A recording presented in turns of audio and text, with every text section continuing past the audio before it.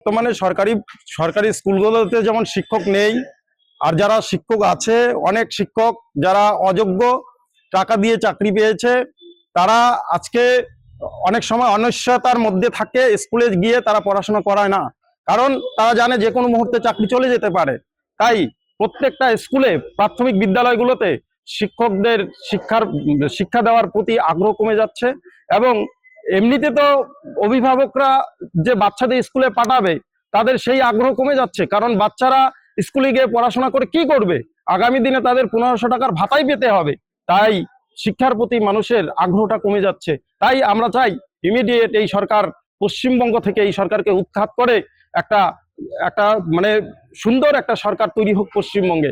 তাই আগামী দিনে যেন ভারতীয় জনতা পার্টি সরকারে আসে, আমরা সেই লক্ষ্যেই আমরা আগামী দিনে মতদান করব, ভোট প্রদান করব।